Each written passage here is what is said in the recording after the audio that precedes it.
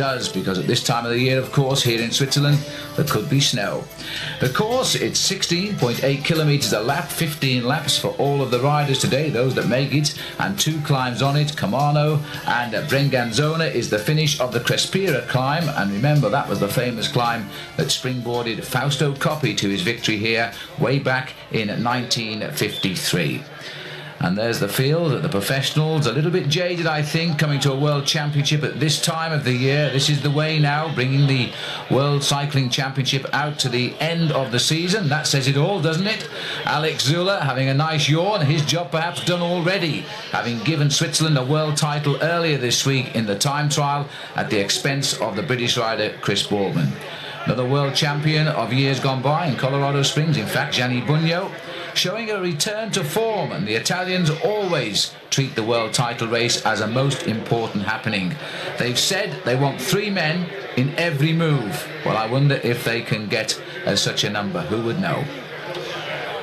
Spain without Miguel Indurain, but of course with the defending world champion Abraham Olano, and in fact Olano early in the week had decided not to ride the World Road Race Championship in defence of his crown, won last year in Colombia. But after a poor ride in the time trial, he's changed his mind, he's here, and as the time approaches 10 o'clock, we'll see if in fact he can put in a great defence of his title. Well, the gun is up. Nervous moments, because nowadays with elite cyclists there are some developing amateur riders of note in the field, as well as the established top riders on the big pro teams. Some seeking one good ride to secure a big contract, others hoping for that ride to keep their contract for next season. There's a lot of movement on the transfer market as the field sprints away to what is quite a difficult circuit today. We've already had some very good racing on it, including the women's road race where Switzerland got the women's world champion in Barbara Hieb. And also we've had the under-23 World Championship where the Italians wiped out everybody with the top 4 places, and Figueras was the winner there. There's the course, 15 laps, 252 kilometres. It's going to be a long day in the saddle for those with ambition. Magnificent crowd here, the Swiss pouring out to the roadside, many of them of course Italians because they've just nipped over the border. The Italians in this Italian speaking part of Switzerland, I think are going to feel very much at home today as the tempo has started quickly. 2 riders immediately going on the attack as we get another glimpse of the route. Remember the 2 climbs. The first climb is Camano, the top coming at 3 kilometres. The second climb is the Crespira, the top at 12 kilometres. And straight out on the attack, perhaps France using their least experienced rider here, Benoit Solmont, to launch an attack and try and draw the sting of a few. With him is Andrei Zinchenko, who turned pro back in 1994. And he's 24 years of age. There's the peloton. Not surprisingly, in these early laps, too worried about the expected fodder attack, shall I call them. But the pace is good. It's very nippy indeed. Early speed indications, it's already up to 40 kilometres an hour. That's 25 miles an hour. That's pretty fast. And what a great start for Olano, the number 1 defending world champion. There's a little smile on his face there. I don't know whether the crowd are actually saying something, but sure, look at the way they're taking the pictures here. I bet they never thought the defending world champion would stop on the doorstep so early on in the title. No big panic. Wheel change. Olano knows these early stages. A man of his ability shouldn't be in too much difficulty to rejoin the race. Not so for some of the smaller riders in their first world championship who may panic and chase back a little bit too quickly and not rejoin the peloton. Anyway, he's off and riding. His teammates, I note, are slipping out the back of the field to help him back. And the gap going up very quickly on these opening laps. 1 minute 46 seconds now for Solmont and Zinchenko. Here comes Olano. And in fact, I said his teammates were dropping out, but I don't see them now, unless he's ridden past them up the climb. But he's back in the peloton. It's been a developing year for Abraham Olano, but he's still, he may look like Miguel Indurain, but he's not indicating he's going to be like him as a top bike rider yet. So the field all back together with the exception of a couple. Tony Rominger, the champion of Switzerland, in the Swiss national colours there on the front of the race. The great Rominger, having lost his world hour record to an absolutely brilliant Chris Boardman.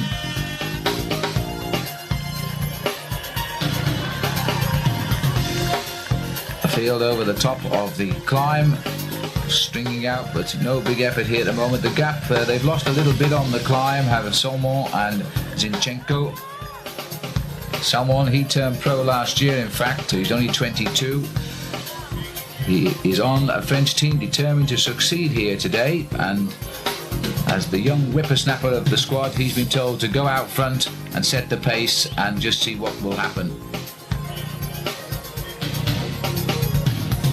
Zinchenko, 24, turned pro the year before in 1994. They've gone away right from the gun today. Gianni Bugno showing signs of a return to form. You never quite know where you are with Gianni. He's great, he's indifferent, and sometimes he is absolutely useless. And it does annoy his spectators and his fans. The press, of course, he's always falling out with them because of things they say about Gianni. But one thing is for certain, this man has an immense amount of talent. Alberto Elli comes up and gives him a hand too. They're trying to just keep the tempo here, which is a very fast one, just to limit the escape. Italians always ride to a strict plan, but very often for the Italians the World Championships does go wrong. Last World Champion they had was Gianni Bugno himself. He picked up the title way back now in 1992, at least it seems way back. Of course, defending his title he won in Stuttgart in 1991. As we watch the riders here on the steeper of the two climbs, the Crespira, brings back memories. I wasn't there, by the way, in 1953 when Fausto Coppi, the great Italian Campionissimo, won the world title here in Lugano by 6 minutes and 22 seconds ahead of the Belgian duo Germain de Rijke, and at 7.5 minutes came the great Stan Ockers. But there was no doubt who the real champion was that day, Fausto Coppi. Well, the race has moved on now as we're approaching the climb here. We are on lap number 8, and for over 125 kilometres those two riders have been out in front, but it's been the steady tempo riding, largely by the Italians, to regain control of this World Championship. The Spanish, you can see them in second and third place here, are watching every move, but they're banking on Olano, I think, today.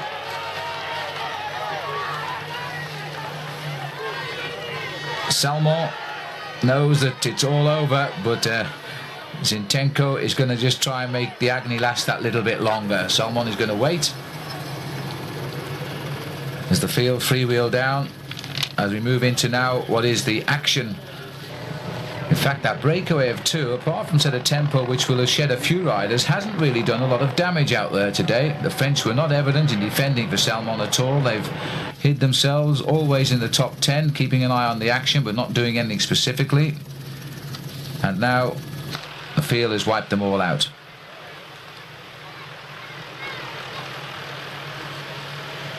And that looks like the arm of Motorola rider Axel Merckx that's gone up here. He's calling for Dad to see if he'll pop along and speak to his son, because the great Eddie Merckx, who is still as big an enthusiast as he ever was in cycling, is the director sportif or manager of the selection team for Belgium, although he's threatening to pack it all in at the end of this year. There he comes. What's up, son? The nice thing about Eddie is he's never pushed Axel Merckx into being a cyclist, but Axel himself wanted to be, and this year, of course, he's won his first race. There was no one happier than his father. In fact, when he did win that race, Paul Sherwin and myself did ring up Eddie Merckx and congratulate him on Axel's victory, and Eddie was a little bit high on champagne, and yet he knew every move done by Axel Merckx, how he'd won it, where he'd attacked, how the wind was blowing. His enthusiasm is unbelievable. Now we see, in fact, on the front here now, we've got Tony Rominger, and he's really causing a little bit of pain. The race is coming together, and we are at the end of lap number 8. Rominger takes them through. A long roue, the little man that made himself quite famous in this year's Tour de France. In second place, Fernando Escartin of Spain. He was the rider went through in third. And I think it was Marco Fincato of Italy through there in fourth. And the Giro d'Italia winner, Pavel Tonkov, right up there too. He's riding, of course, in his national colours for Russia.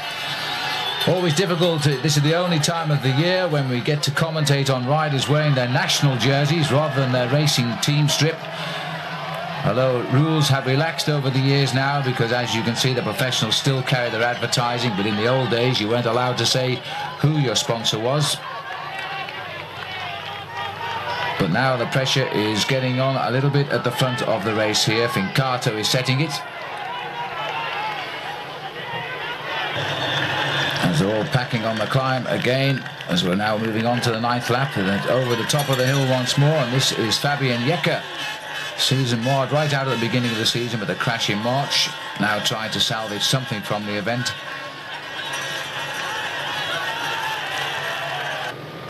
Well, overall, of course, it's 15 laps, but any time now you would expect somebody to try and get away from the field. It's been a very fast pace.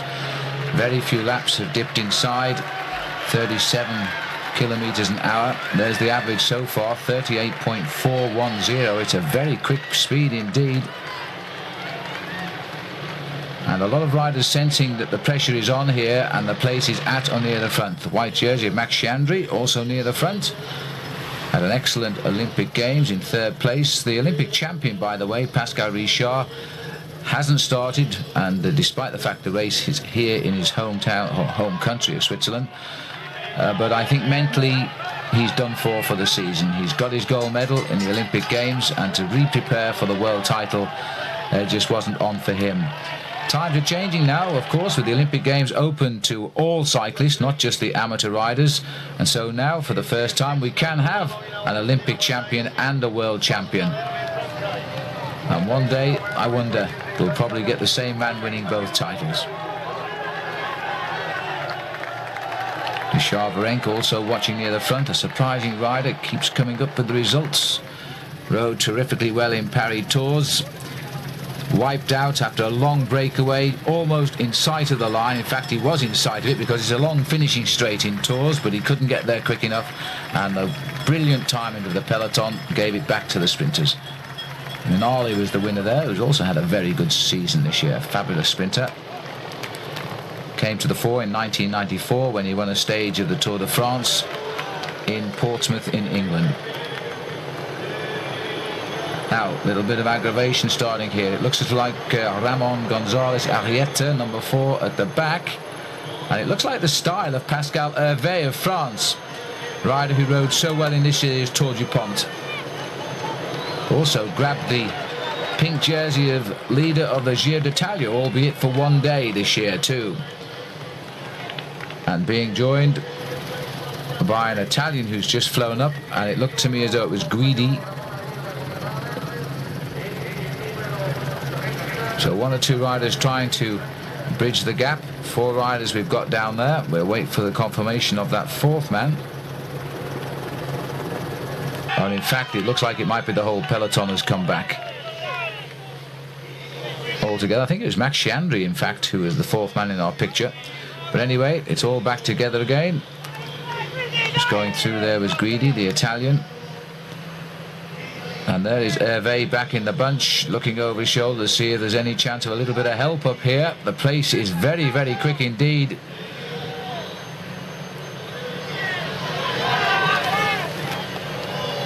Well, it's turned out to be a marvellous autumnal day here.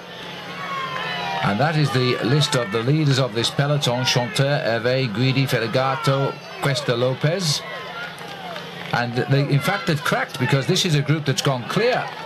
And there's a lot more riders here than they've just told us, because we've also got here Klaus Moller of Denmark.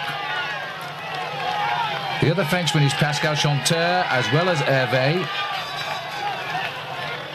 Number 20 is Fedegato, who's had a brilliant end of season, hasn't he, with his World Cup victories.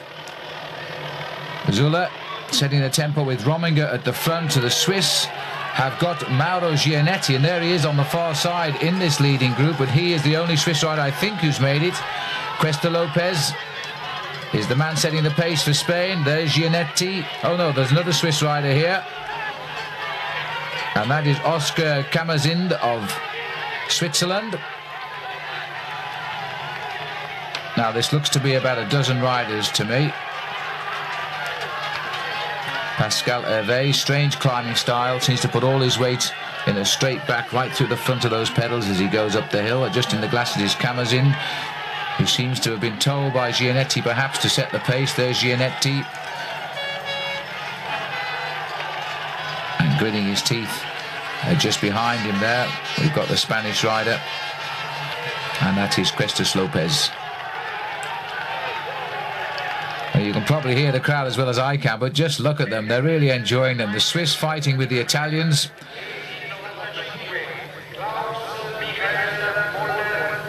Lugano getting the championship at a late stage, comparatively so, after a little bit of problems getting the organisation to settle down where the championships would be this year. But here they are. They've made a great job of them, and they've been pretty lucky with the weather. They've had a wet day for the time trial for the men, won by Alex Zülle. But apart from that, the weather has been quite kind. But it's always a risk, and will be for the foreseeable future, to put on these World Championships at a time of the year, especially in the Northern Hemisphere, when you can expect the weather to change quickly. But the gamble certainly has paid off here. The organisation is excellent, and the crowd, as you can see, apparently numbering around 150,000 around the circuit. And you can't complain too much about that, as Camazind is setting a hot pace here. I think he is the man who's been told to go and do something. Keep this speed high. There's some good riders in this breakaway. From France we've got Pascal Hervé and Pascal Chanteur. From Spain, Cuesta Lopez. The Italians have got Ferragato here, so they wish to put, and Putini, by the way, but they wish to put 3 in every break. Hasn't quite worked yet, has it? Germany's Kai Hundertmark used to ride for Motorola. Gianetti is along for the ride with Camazind, and he's a danger because, of course, he is almost a local, Gianetti. Denmark have got Klaus Moller and Peter Menetz. And this is the pack. Laurent Dufaux in evidence too with Alex Zülle, but the time gap is building at the minute. Claudio Chiappucci having a little go as well. But the Italians will be a little bit handicapped now because they have got a good rider in Ferragato up the road. Fabrizio Guidi, for me, is a man that just poised to win something big soon. He's knocking on the door.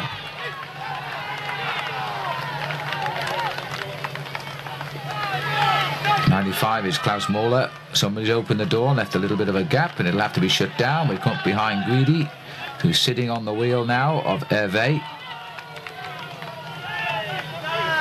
Klaus Moller. And it looks as though Camazind looking for the rear of the group now. He's been doing a lot of work.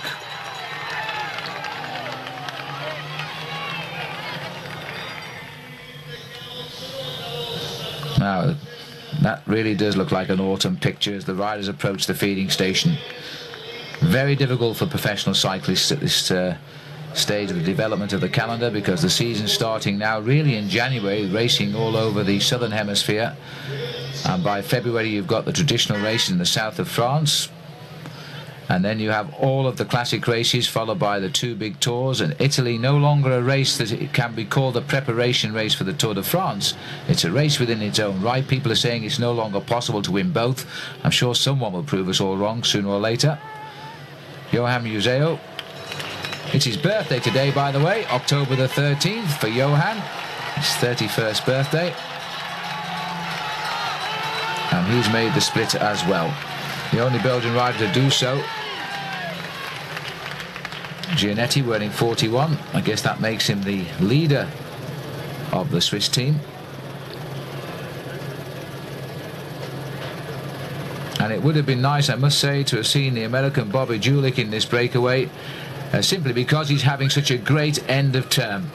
A marvellous Vuelta de España, where he finished as, well, where he was the leader. I think it was for 9 days as the king of the mountains, and then finished 9th overall.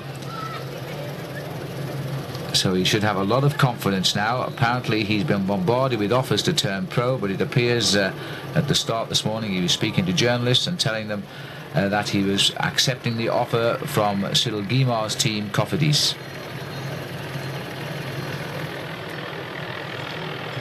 Clock counting down the time gap. 4 hours 20 now in the saddle. Coming up to the end of lap number 10. Leaving us just 5 laps to go at the feed. Oh, and there's a crash. Zula's gone down. Alex Zula has slipped away and caught in the melee there. The French rider Laurent Brochard always seems to be in the wrong place at the wrong time. Brochard, you remember the crash up behind Jan Zurada in the Tour de France? He went over the top of him there as well.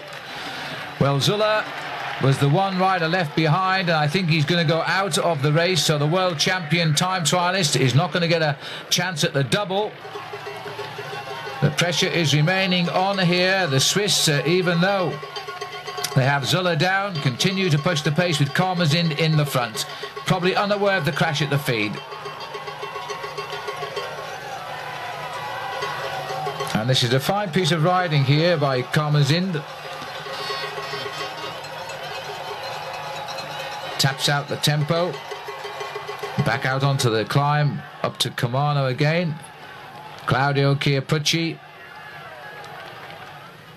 starting to run down from being a top cyclist these days. I think age must be catching up at last with the devil, but he's still a very, very popular character indeed. And little Claudio heading up with Tony Rominger sitting behind him, the former world hour record holder now, who intends to attack it again. But to join these World Championships, the UCI, the Union Cycliste Internationale, has decided to limit those famous Superman handlebars, which produced so many world records on the track in Manchester for the World Championships there. The first year, by the way, that the World Championships track and road have been separated. Manchester showing the track, and some unbelievable times recorded in the pursuit, both team, individual, for men and for women. Those handlebars have had their wings clipped, and that, you know, might mean that Tony Rominger will not be able to get back the record that he held for the hour. This breakaway is still clear. 100 mark, Cuesta Lopez, Gianetti, Kamanzin, Hervé, Klaus Moller, Johan Museo, Fabrizio Guidi. Little chat going on at the back there. And that is Felice Puttini. The other Swiss rider, I think earlier I said he was Italian, but of course Puttini, despite his Italian name, is Swiss. And so the Swiss have got 3 riders in this breakaway. And the Italians have in fact got only Ferragato. So they're hatching a little plan, I think. It really is quite remarkable. This has been the year of the Swiss in many, many ways, having totally eclipsed the Vuelta with the top 3 places.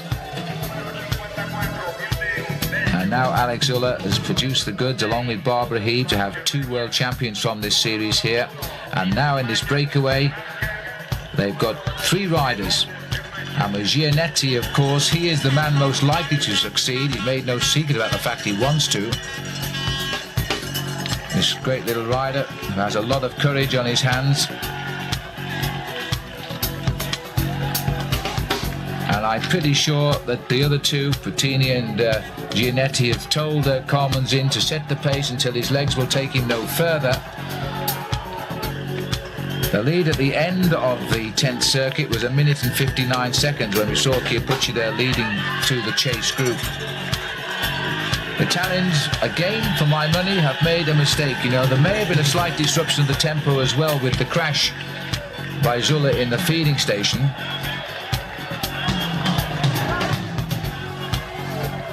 But they might feel a little bit compromised now with Ferragato in this front group. The Italian, who turned pro back in 1991, but really we came to notice him this year, 1996, when he won the World Cup Leeds Classic, and then he went over and picked up the Grand Prix of Swiss and has become a real challenger in the World Cup race now to Johan Museo, with 2 World Cup counting events still to come. The Japan World Cup will close the 11 race series there, and then the other race is the Giro de Lombardia. Laurent Jalabert deciding that the strength in the French might not be quite what it should be up in that breakaway with Chanteur and Hervé. Jalabert looking for somebody, itching in fact for somebody to start a reaction, and then he wouldn't get blamed for chasing down his teammates. Nicola Bartoli, another man enjoying a fine season, slipped onto his back wheel. I think it's Dufault of Switzerland who's the marker for the Swiss teammates out front.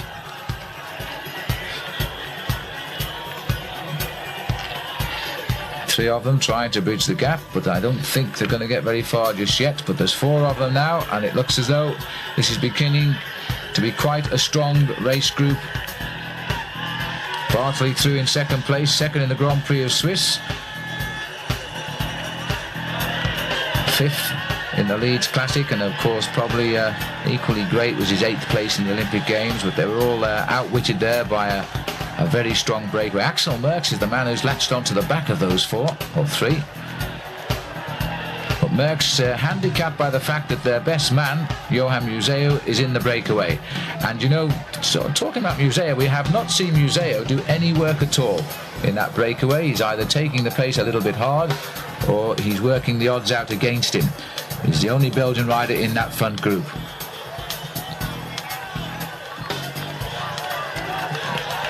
But the field, Bartoli has checked it out. Dufault, Laurent Jalabert, they've jumped onto the back. There goes Merckx, number 53. And the Spaniards, in fact, have brought the race basically together. A little bit of a struggle behind to close the gaps, but they're all coming together. Merckx still looking for a little bit of the action.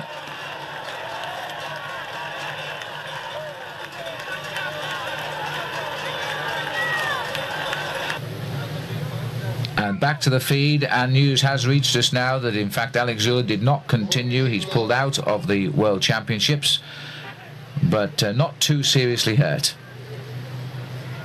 It does seem strange commentating on a world title when the leaves are on the road like this. Karmazin and Museo, maybe I did him an injustice. He's right there now to the right of our picture, bringing the race through. Karmazin briefly slipped back into second place, but not for long. He is definitely the man who's been designated ride until you drop by his teammates. He's doing all of the work here, coming through to the end of lap number 11. As Karmazin takes through Klaus Moller, Kai Undertmark, Mauro Gianetti, Ferragato, Museo, Cuesta Lopez, Chanteur. It's about all the eyes could gather in at that time, but they're all there. Kai Undertmark, he made his mark when he turned pro by a fine 5th place in the World Championships. Again, a man who has had big moments but never really been consistent. He rode with Motorola briefly. He's now gone across to Telecom. The last World Championships too for the Motorola riders without their team leader Lance Armstrong.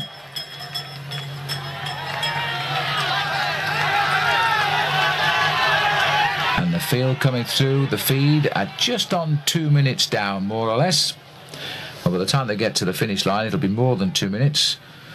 It'll be the best part of 3, because this. But the French will all be cheering for their own country today. There's Richard Virenque on the start line, and it will be certainly a great festival of cycling. Doesn't show any signs of the worry he must be feeling, because he's in court very shortly in Lille when the Festina affair will reach its climax. There is the president of the World Cycling Body, the UCI, waiting for the OK from the timekeeper, Hein Verbruggen. And he's about to fire the gun, and away they go. 158 riders. The field has never been as big as it was pre the holding of these World Championships towards the end of August, first week of September. And even today there are big names missing, like Jan Ullrich, the Olympic champion, is not here. Neither is Alex Zülle. There are only 2. And of course Lance Armstrong, but he has always said he wouldn't come. He's always been very much against the World Championships in the latter part of the season, and it really does restrict, Phil, the number of places in the world where they can hold the World Championships, because in the northern part of Europe, as we go towards the end of October, we really will face wintry conditions. Hardly seems a year ago in Verona when Oscar Freire, the Spanish rider who started on the front of the bunch there, became the world champion. It was a surprise, but since then he's notched 9 wins, so he's a well-known rider in the peloton now. On that occasion, he beat Marcus de Berg and Jean-Cyril Robin of France. The field then, will, by tradition, start slowly and build up, and the survivors, well, they'll fight out the race for the rainbow jersey. On a course like this, I would expect this race to get blown to pieces towards the end, because this is a very difficult course. Although only 14 kilometers around, it really is the repetitive nature of these slopes on the climbs here at Plouay which will blow the race to pieces. And as always, we can expect the big rivalries to come between France and Italy. Just listen to the crowd here. This is a wonderful area. They're cycling mad. It's a fabulous place to have a World Championships. But how much nicer would it be in warm sunshine, because everybody here today has got their Wellington boots on and their overcoats, while the riders themselves have got foot warmers, as you can see, long sleeves, and some of them starting, as the rider on the left there, in long-fingered gloves as well.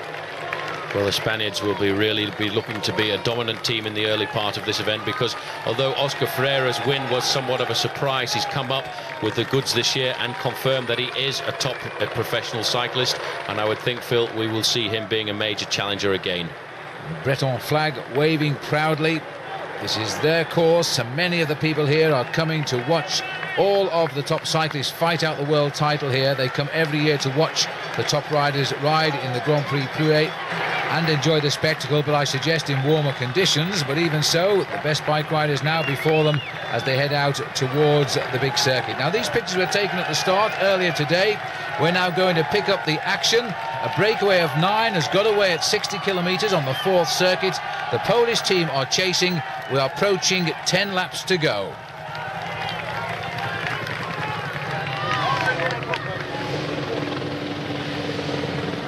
So this is the Polish team who have driven this race, Paul, for a number of laps. I'm not too sure of their tactics, because they must have great confidence in one member of the squad to drive it like this, and the other riders behind are quite happy to allow it. It's a long time since we've seen a Polish squad at the World Championships quite so dedicated as this to do all of the work on the front of the main field.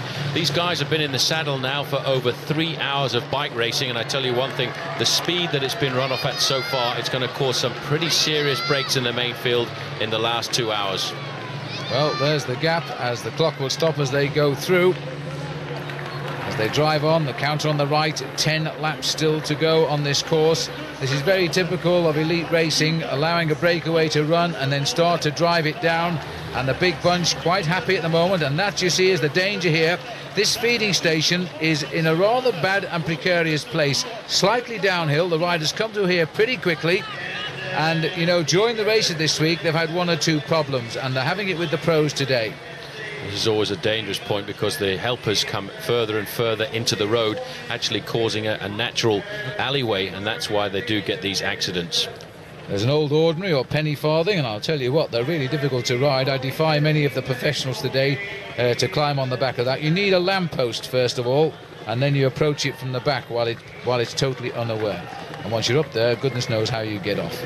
Huge organisational job has been done here by the organising body here at Plouay for the culmination, really, of their week festival of cycling, and this is the World Professional Road Racing Championships. They call it the Elite Championships nowadays, but this is really the ultimate. These are the best men in the world, and this is part of the course, Phil, which is very difficult indeed. The thing about the course here around Plouay is there's nowhere to rest and recuperate. It's hard on all of the time.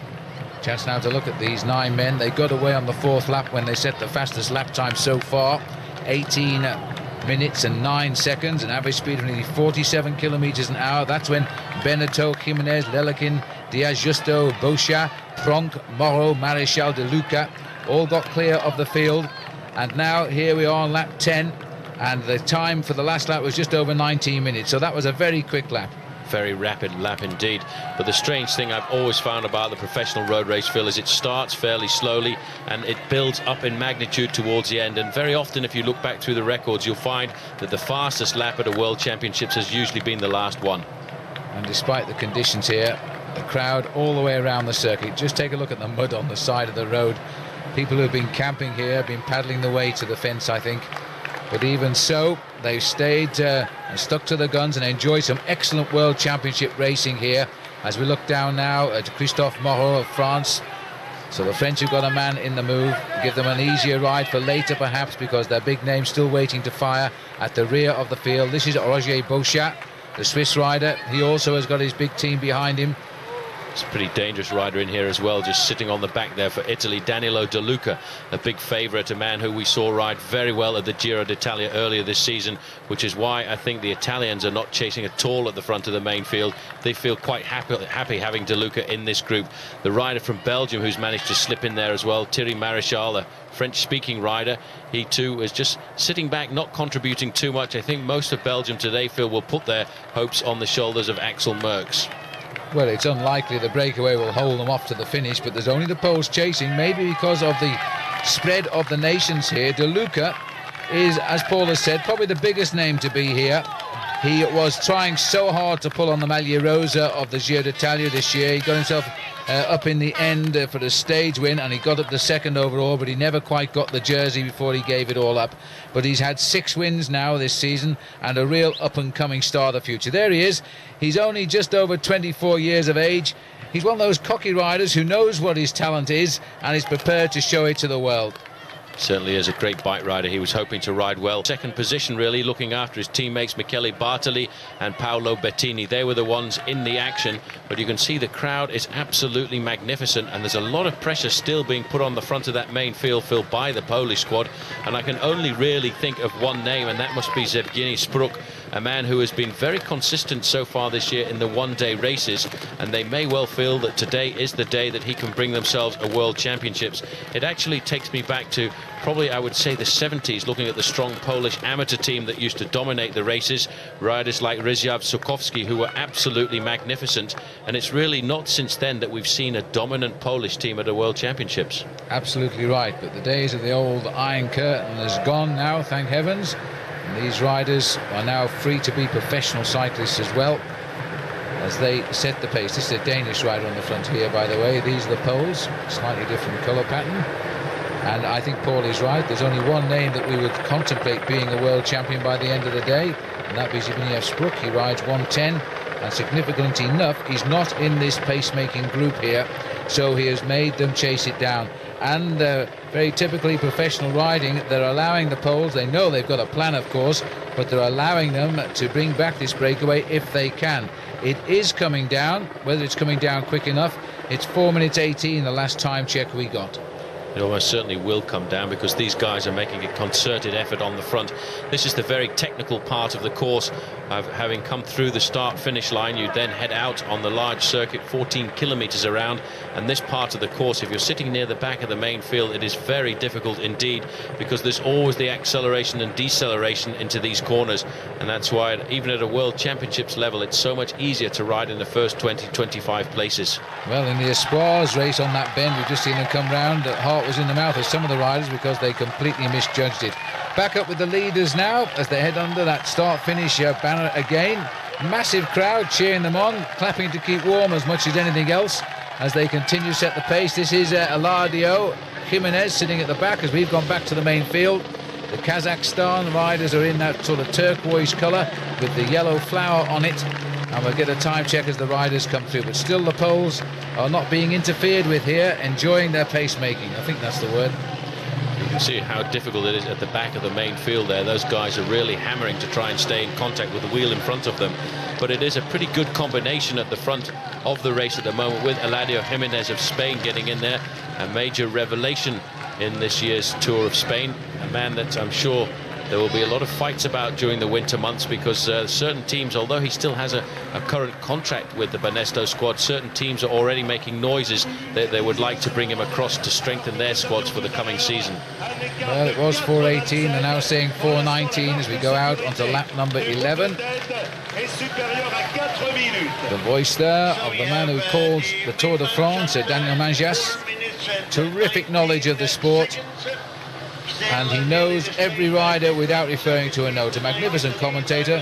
Thank heavens he doesn't work in television, Paul. He's unbelievable. He can talk for hours and hours about cycling. He knows absolutely everything about these guys, and he basically earns a living covering all of the major cycling events in France throughout the year.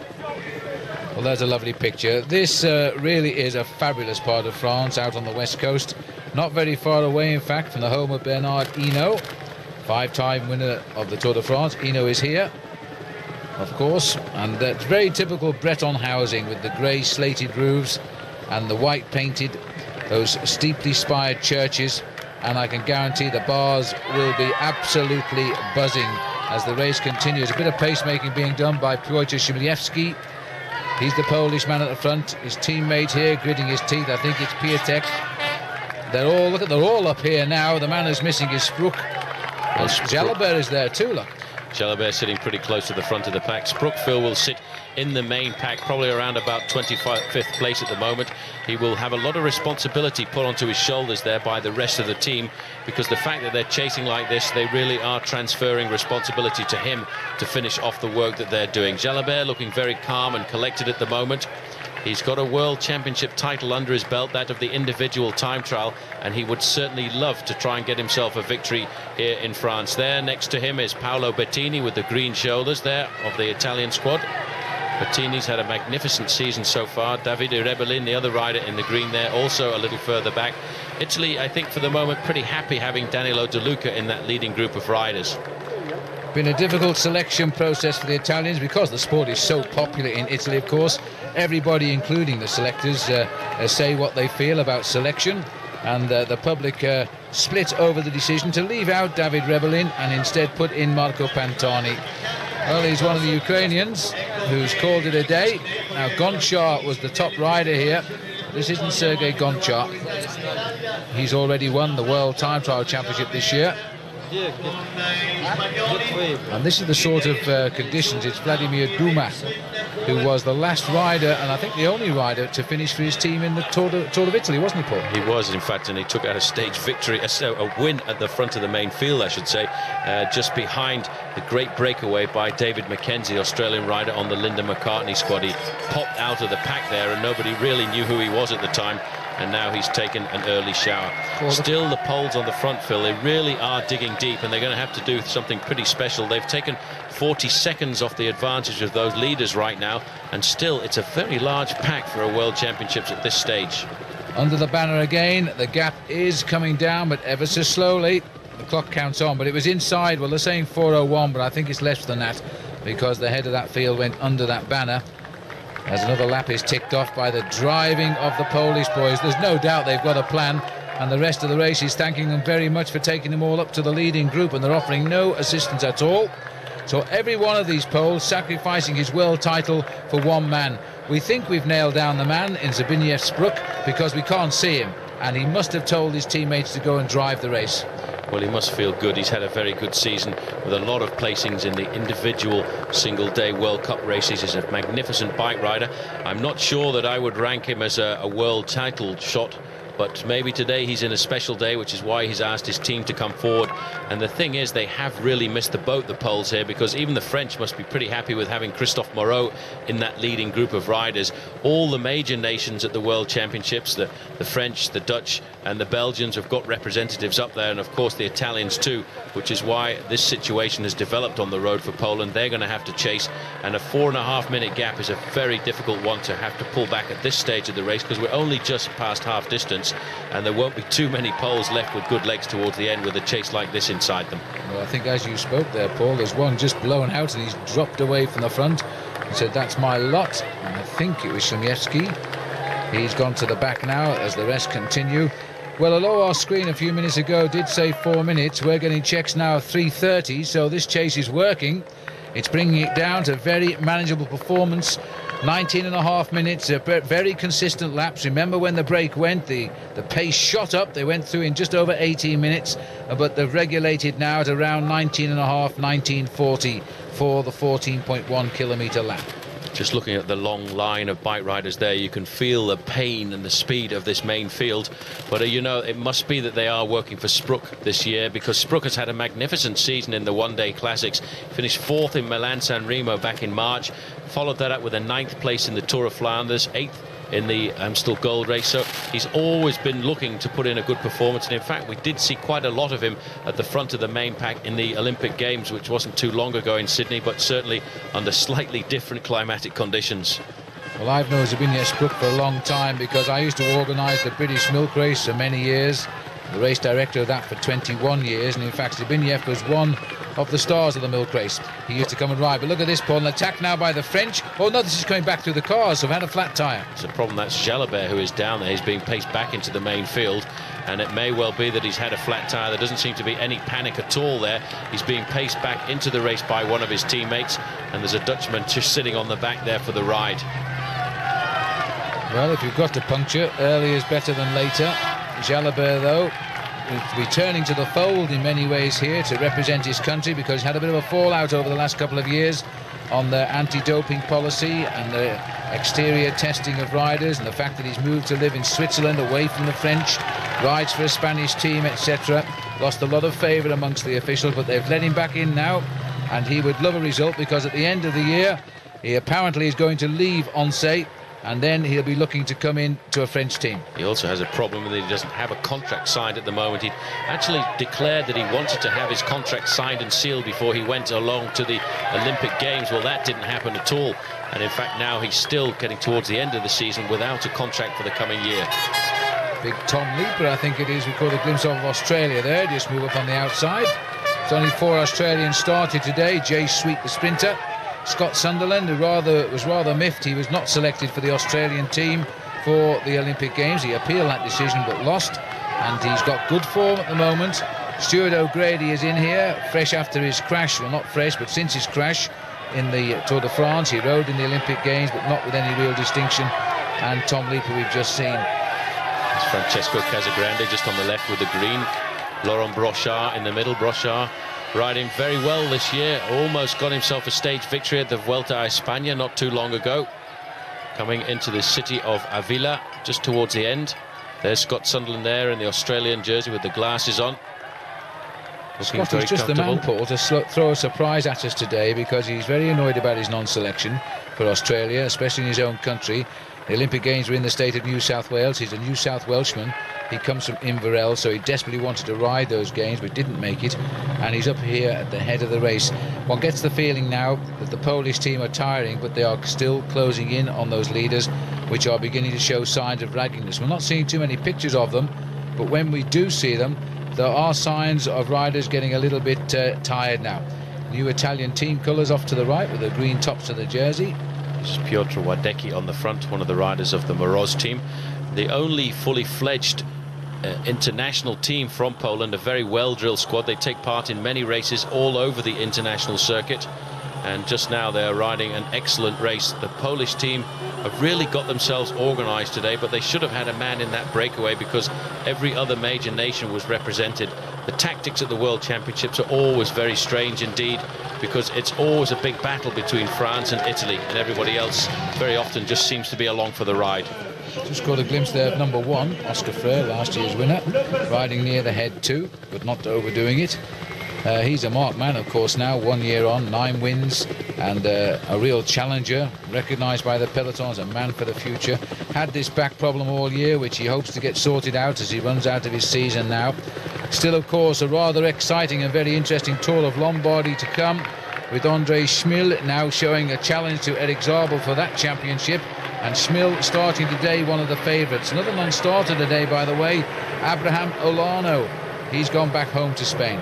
Well, he was a little bit surprised at not taking out the win in the individual time trial. He was the #1 favourite, fresh from the Olympic Games. He felt as if he would have won the event, and he blamed it on bad communication between himself and his manager. But I have always thought that if you go out to win a time trial, you have to ride as hard as you can for as long as you can. So I think maybe the form just wasn't there. And of course no Andrea Taffi on the Italian squad, and there's no one more disappointed than he after winning the Paris Tours in such fine style. And when you look down the list of riders who have made the Italian squad, you really do have to ask the question, why leave out Andrea Taffi? Well, Taffi, whether or not he's won a lot of races this year, is always a man to be counted on for the team. He's always the kind of rider who will work beautifully as a domestique, and surprisingly enough they have left him out, and he'll probably be watching this at home now, not very happy, thinking, if I'd have been there, I'd have been ripping this race to pieces right now. Back up with the leaders. That's Jimenez at the back of the race. Well, he's not at the back of the race now. That's Marichal who's come to the back. There's 2 Spanish riders in this group, enough to keep a worry over the field behind, although neither would be expected to be world champion by the end of the day. as Geert Pronk of the Rabobank squad sets the pace here at the front. This is Tilly Maréchal. The Russian rider in there is Lelekin. He's fairly young, 27 years of age. These riders now, Phil, really are realizing that the chase is on behind as Maréchal leads them up to the end of the lap. In second place, that is Pronk. But Christophe Moreau must be feeling quite happy about this race situation. And looking at Danilo De Luca there in the Italian jersey, he doesn't actually seem to be flying all of that well at the moment. He's actually having a hard time staying on the wheel of the man in front of him. So we may well see another change in tactics later on. If the Italians get wind that in fact their man Danilo De Luca is not riding too well, I think they will come to the front as well and start to chase. Well, I think this is attack time here. They've decided these 9 riders are getting a little bit cumbersome. They know that the Polish train is reducing it, and they're trying to split the field here as they come up this very nasty drag. It'll get worse too as the race goes on, because that is Roger Bochat who has got on the train, and Geert Pronk is tagged on, but there's a few missing now. That really has split the field. Maréchal really put the hammer down, and that has reduced the number of riders. And I think that is not going to be a great move for them, because we've now seen the 2 Spanish riders there being left behind. The other French rider who was in that break earlier on, Beneteau, he has now been slumped to the rear as Christophe Moreau decides to come forward now and accelerate on the slopes of this climb. All of the French riders must be on a serious high here today, because they are racing on a circuit which in the month of August sees around about 250,000 spectators witnessing the Grand Prix of Plouay. 5 riders now leading the race, but behind, the riders from Poland really are doing an excellent job, and they're slowly but surely eating into the advantage of this breakaway. Well, this is a surprise. Tilly Maréchal trying to split the field. He's not a rider of great note. I'm just wondering what his tactic is. A couple of tours under his belt. He's ridden the last 2 editions and finished both of them rather lowly, but nonetheless, to finish the Tour de France is a tremendous achievement. Well, the 2 Spaniards have been caught here. One is Eladio Jimenez, and the other is Rafael Diaz Justo. And the other rider caught out in that split was the Russian rider Sergei Lelekin. If they can integrate over the top of this climb, they will reform to make a 9-man leading group. But looking back, it looks as if they've already lost around about 20 seconds from the 5 riders who are leading right now. 168 kilometres done. 5 of the original 9 that got clear around the 60-kilometre point. So they've been 100 kilometres together. The 2 Spanish riders are being dispatched backwards, as too is Walter Beneteau, the Frenchman. And the Russian rider Lelekin. Maréchal was the troublemaker, 27-year-old. He's got 2 wins this year, including finishing 2nd overall in the circuit Franco-Belge. A very good result for him, so he's got his form at the right time. Christophe Moreau has decided what his tactic is going to be as we get confirmation of the group there. Although I did say that Danilo De Luca looked under pressure, he's still in this leading group of 5. And so that will take the pressure off the Italian squad behind.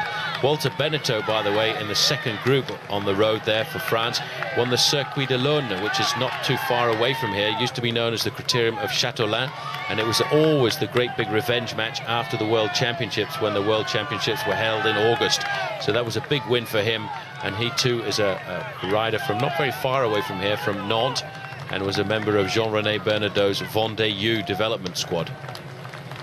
Slipping to the back now, 101. Mate Pronk, I think I called him Geert Pronk earlier. Geert, who was an ex-speed skater, that's having too many memories, I think. Geert is now out of it, but this is Mate Pronk, who's up in the breakaway. Sits at the back, and it's a good move by the youngster as well. Christophe Moreau is the strongest rider in the group right now, and it'd be nice to go back to the main field and just see if any of the other teams have decided to come forward, because the news must certainly have gone back now that the 2 Spanish riders who are in this group have been left behind, and that will change the whole look of this bike race. Obviously the Belgians will be fairly happy with the presence of one of their riders in here, but one man on the Belgian squad has actually axed the whole of the end of the season towards this World Championships, and that's André Schmiel, recently 2nd in the Paris Tours World Cup race. He is looking for the big win here, and in fact declined selection for the Olympic Games to concentrate on winning the World Championships. Well, he's going to thank the Poles if they catch up. The Italians are hovering. Look, all of them with the green jerseys on. Still 4 Poles setting the pace, and no one is assisting them. A pace, though, is registering the fact that they are bringing them all back ever so slowly is the case, but the gap is closing. They should be inside 3.5 minutes at the next time check we get. I think it's a bit strange to be looking at a World Championships and have names like Jan Ullrich, Lance Armstrong and Alex Zuller absent from the starting list.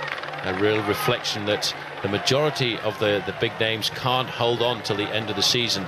And unfortunately, we have had good World Championships, but maybe not all of the best riders in the world are present at the latter part of the season. In a couple of years' time, these championships on these dates will be in Canada. Well, I am assured that it's an area where the snow doesn't come that early. Let's hope they're right, because otherwise we would be in trouble. But there is a rumour actually coming out of these championships that they are seriously considering now moving the titles back into the end of the summer season, which will be August into September, where of course they always were. I think it's fair enough now, because the Tour of Spain has been a very successful move from April to September, a race in its own right now, much more interesting than it was, and so I think the change is ready. Absolutely. Christophe Moreau, the larger rider there, rode absolutely superbly in the Tour de France, finishing 4th overall, just losing out in the final time trial to his own teammate Joseba Belocchi.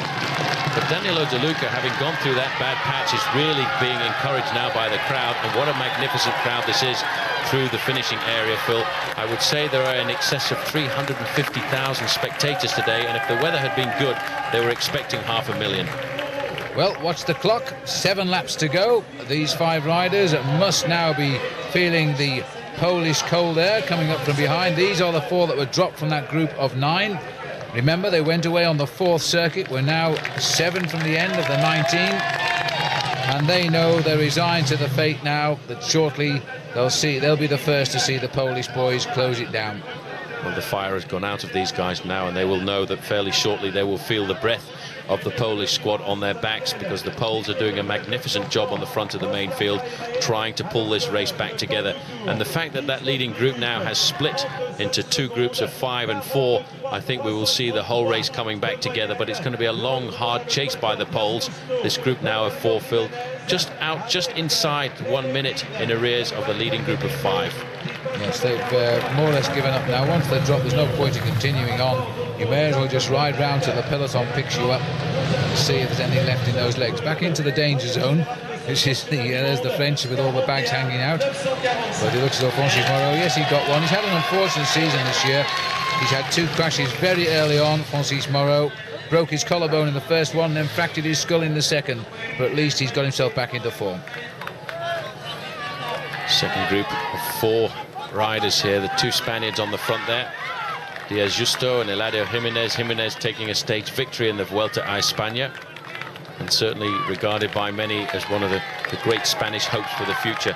A huge turnaround in Spanish cycling, when a few years ago one wouldn't have expected to see the Spanish being so competitive in the one-day World Championships. But since Abraham Olano took their first title in Colombia, and then followed that up last year with a win by Oscar Freire, I think they're fancying their chances today. And Oscar Freire, for me, Phil, still has to be a super chance at the finish, because this circuit is not a circuit for the major climbers, and if it's a group of riders of 25 or 30 left towards the end, then really Oscar Freire has a chance of being one of the rare world champions to take the title twice on the row.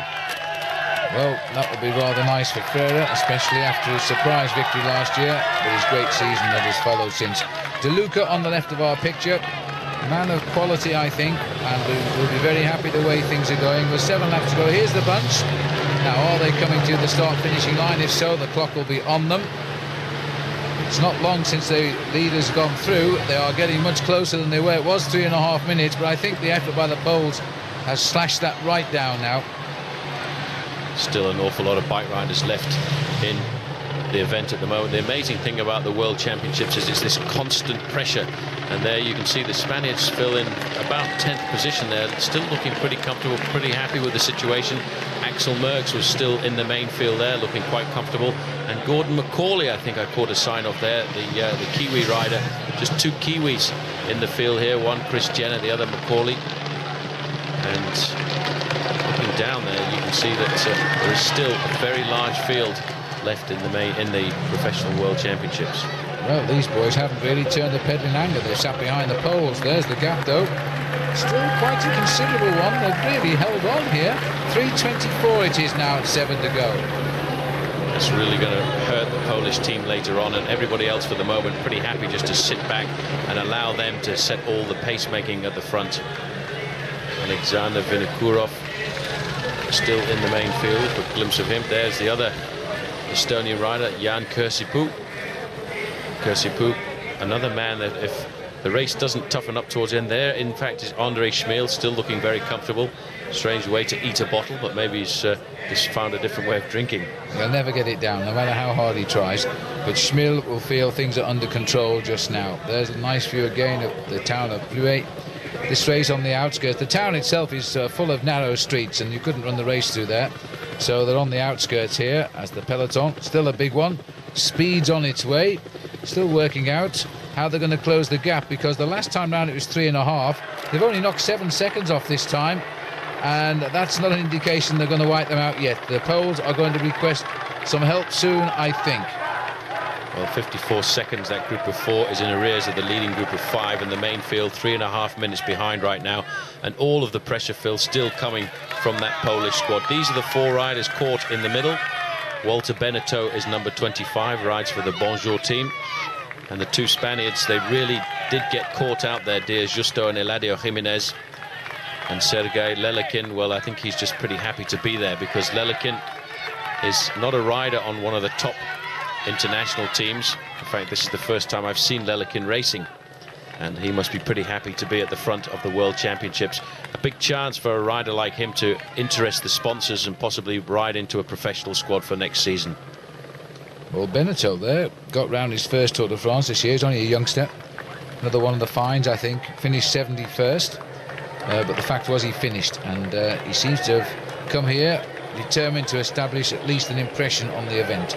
Well, another team coming to the front now. It may well be red and white, but this time, in fact, it's the Danish team who have decided to send 1 or 2 riders further forward.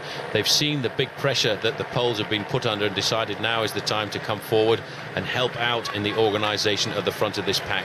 And now that we are getting another team interested, it may well be a time that the main group in front will start to get pulled back. The thing about the Danish team is we did see a very impressive Rolf Sorensen a week ago in Paris Tours, and it may well be that Rolf is looking for the biggest title of his career. He's won almost every major one-day race that there is on the calendar, but he's never been world champion. This is the dangerous stretch. We've had quite a few little tumbles here with the women juniors and the espoirs coming down this section.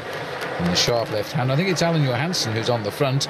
He's a sort of elder statesman now of the Danish riders, but even so, he was a late turning professional, and he is a strong man, so they'll welcome him up the front, and the Poles could do with a break anyway, because I don't know how many laps they've been chasing, at least 4. It's been very difficult for them, and this is the technical part of the course, and I tell you one thing, you don't want to be in 30th or 40th position right now, because you're hanging right onto the wheel of the rider in front of you. There are the 4 riders who were caught in no man's land, so they're just about to get brought back into the fold, and so now the race situation will be the 5 leaders with the rest of the main pack together. About to swoop round a roundabout, and the 4 riders round it first on the inside track. There's the field right onto them now, so the field will soon work out they haven't got them all if they didn't know already, and they'll assess who they've caught and who they haven't. There they are, the 2 Spanish, the Russian and the Frenchman are back in the fold. Where's the other Spanish rider? He'll be around somewhere.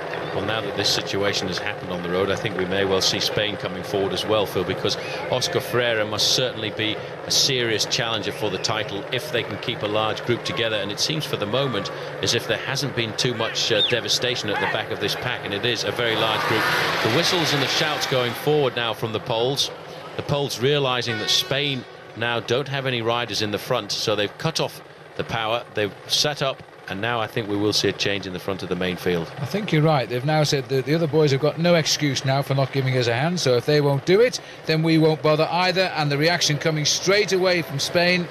That was a good decision by the Polish riders, otherwise these boys would have thanked them all the way to the finish and then taken the medals. Now Spain go out on the attack. Well, that's a bit strange. Spain there not really wanting to come to the front and organise a chase and deciding to launch a man off the front. Not a very sensible move at this stage in the game, because those riders are still more than 2.5 minutes in front, and trying to ride across a gap like that at the World Championships is basically a waste of energy. Well, he's a tall boy, and the tall boy which comes to mind is Martin Perdiguero, who is on the attack here. And the riders try to reorganise themselves to see if they can get the counter action going. Remember that there's still 5 riders, 3 minutes and 20 seconds ahead. This is a tough course. You can actually see, looking at the pavement out there as well, that it's not a smooth surface here. These Breton roads, the small roads away from the main highways, are very, very rough, and they're not really rolling it along as well. It's very difficult to get any kind of moving. This in fact looks very much like Jose Enrique Gutierrez, who's going forward. I told you it was Perdiguero, didn't I? I know you did. You've always been good on your Spanish riders. You can see that was a clever move though by the Spanish. This is how he got away. He had a teammate on his wheel there, and as soon as they got to the front of the pack, he sat up and allowed this man to go clear. But I don't think he's too far off the front of the main pack right now. What a great season Kelme have had too, running out team winners in the Tour de France. Wonderful performance, and challenges all of the way. And now we've got Heras, winner of the Tour of Spain. Rumours, by the way, he might move across to Lance Armstrong's side. Well, that would be an incredible move for the US Postal Service team, though he does still hold a valid contract with the Kelme squad. It is an interesting move for him to move across there. He said that he made those contacts well before the Tour of Spain. He's very interested to ride along Armstrong and learn how to ride time trials. He feels that he would be a much more improved rider riding alongside Armstrong for a couple of years, and maybe then have a crack at winning the Tour de France overall. The main field coming up towards the finishing area, still a huge pack of riders, Phil. Nobody yet has managed to break the stranglehold, and not really a very clever tactical move by the Spanish right now, because they do have a serious challenger for the win in Oscar Ferreira, and they need to get themselves pretty much organised at the front of the pack if they're going to pull that leading group of 5 back. Well, this man's proving to be a nice little carrot here now, or a nice large carrot actually, in Gutierrez. So we're looking down, riders trying to get away from the front of the pack. The sign writers have been busy. Well, this is an interesting attack. The Polish rider still setting the pace, trying to keep everybody on the toes. It's a tough one. This is Piotr Radecki, the Moroz rider.